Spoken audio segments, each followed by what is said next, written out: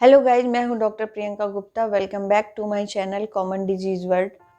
आज हम बात करेंगे एनीमिया के बारे में। एनीमिया मीन्स क्या और इसके क्या कारण होते हैं, उसके क्या लक्षण होते हैं और क्या क्या उपाय हैं, कैसे हम इस चीज़ से बच सकते हैं, इन सब चीज़ों के बारे में बात करेंगे। और इन सब चीज़ों को जानने के लिए वीडियो के लास्ट तक बने रहिए। तो एनीमिया यानी क्या? एनीमिया यानी शरीर में खून की कमी होना। शरीर में खून की कमी कैसे होती है, ये हम कैसे डिसाइड करेंगे? तो उसके लिए एक जांच होती है CBC, complete blood count. CBC में हीमोग्लोबिन, TLCs, प्लेटलेट्स, इन सभी चीज़ों के बारे में, जो ब्लड के कॉन्स्टिट्यूएंट्स हैं, उन सभी चीज़ों के बारे में पता चलता है। उसके द्वारा हम ये जानकारी प्राप्त करते हैं हमारे शरीर में खून की कमी है या नहीं है। तो आइए बात करते हैं, ये खून की कमी पता कैसे चलती है। हमारे शरीर में RBCs होती हैं, रेड ब्लड कार्प सेल्स। उसमें एक हीमोग्लोबिन नामक पदार्थ पाया जाता है, जिसकी कमी से, जिसमें अगर कमी होती है, उससे हम डिसाइड करते हैं कि खून की कमी है या नहीं है। जो एनीमिया होता है वो RBCs से डिसाइड होता है। जो RBCs होती हैं हमारे खून में, हमारे ब्लड में जो RBCs होती हैं, उनका लाइफ स्पान 120 दिन होता है। जो RBCs होती है वो 120 दिन में डिस्ट्रैक्ट होती हैं, मीन्स 120 दिन बाद वो फिर से फॉर्म होती हैं, नई RBCs बनती हैं। ये बहुत ही नेचुरल है कि हमारी जितनी भी जैविक चीज़ें होती हैं, हर किसी का लाइफ स्पान होता है। ऐसे ही हमारी बॉडी में ब्लड में जो RBCs पाई जाती हैं, उनका भी लाइफ स्पान होता है, एक जीवन चक्र होता है 120 दिन का। 120 दिन बाद वो डिस्ट्रक्ट होती हैं और न्यू RBCs फॉर्म होती हैं, या आप उसे कह सकते हैं आम भाषा में 120 दिन में नया ब्लड बॉडी में बनता है।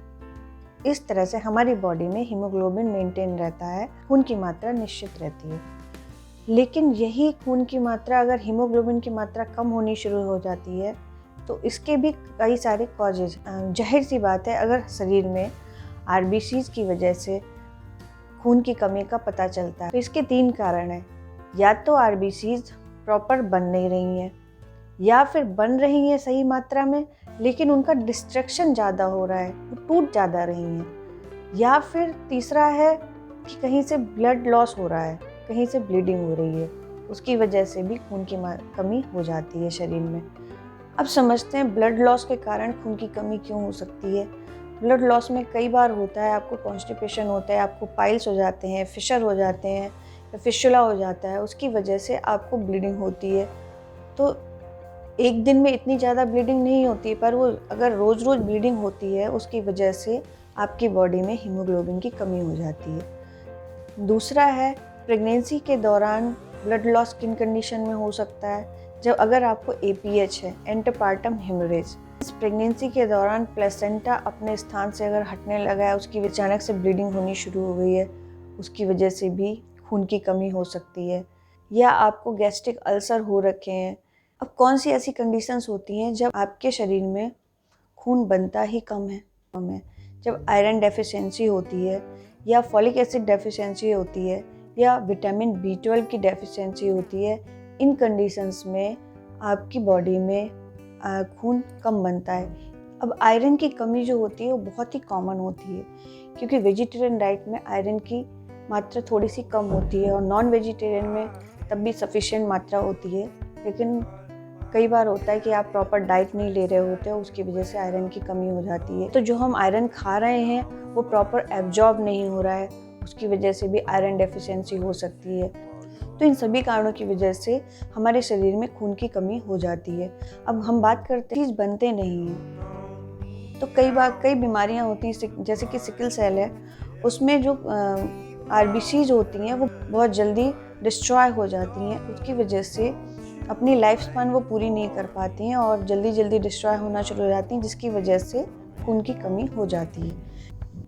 अब बात करते हैं, जब अगर आयरन डेफिशिएंसी है तो उसे हम पूरी कैसे करें। इनकी डेफिशिएंसी पूरी करने के लिए हम ओरल टैबलेट्स भी ले सकते हैं, जैसे कि फेरस एस्कॉर्बेट, फेरस ग्लूकोनाइट, बहुत सारे सॉल्ट अवेलेबल है मार्केट में। इसमें से हम फेरस एस्कॉर्बेट प्रेफर करते हैं आयरन की डेफिशिएंसी हमारी बॉडी में किन कारणों से है उसके बारे में जानकारी के लिए हम कुछ टेस्ट करवाते हैं, सीरम आयरन, सीरम फेरेटिन और ट्रांसफेरिन सैचुरेशन। इसके द्वारा हम खून की कमी को रूल आउट करते हैं। ट्रीटमेंट उसी के अकॉर्डिंग कंटिन्यू करते हैं। नॉर्मली महिलाओं को 18 mg आयरन पर डे का डोज लेना चाहिए, या तो वो अपने डाइट के थ्रू लें या ओरल मेडिसिन ले सकते हैं। प्रेगनेंसी के दौरान आयरन की कमी क्यों हो जाती है? क्योंकि इनिशियल मंथ में प्रेगनेंसी के दौरान हमारी डाइट प्रॉपर नहीं होती है, क्योंकि प्रोजेस्टेरॉन का लेवल हाई अप रहता है। उसकी वजह से नौजिया बहुत ज़्यादा होता है, वॉमिटिंग रहती है फर्स्ट 3 मंथ में। किसी को कंप्लीट 9 मंथ तक वॉमिटिंग नौजिया की प्रॉब्लम रहती है, तो वो लोग प्रॉपर डाइट नहीं ले पाते हैं, खा ही नहीं पाते हैं, क्योंकि उनको डाइजेस्ट नहीं होता है, उनका बॉवल इरिटेबल रहता है। उसकी वजह से आयरन सफिशिएंट मात्रा में नहीं मिल पाता है, या फिर आयरन का एब्जॉर्प्शन नहीं हो पा रहा होता है। तो हम बात करते हैं किन किन कंडीशन में आयरन का एब्जॉर्प्शन प्रॉपर नहीं हो पाता है बॉडी में। हम आयरन को किसी एंटासिड के साथ, या पेंटाप्रोजोल, पेंटॉप है, या एसीटेक है, या रेनिटिडीन है, इनके साथ आयरन टैबलेट को लेते हैं तो ये प्रॉपर एब्जॉर्ब नहीं होंगी।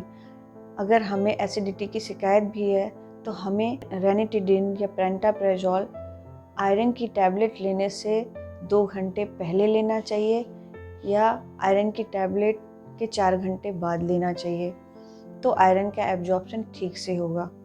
इसके अलावा कई बार होता है प्रेगनेंसी के दौरान हम कैल्शियम आयरन एक साथ ले लेते हैं, उसकी वजह से भी एब्जॉर्प्शन प्रॉपर नहीं होता है।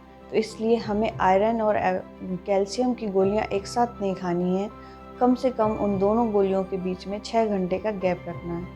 अगर आप आयरन को दूध के साथ लेंगे तो भी एब्जॉर्प्शन प्रॉपर नहीं होगा, तो चिलेट बन जाता है, क्योंकि दूध में भी कैल्शियम होता है, तो उसको पानी के साथ ही लें।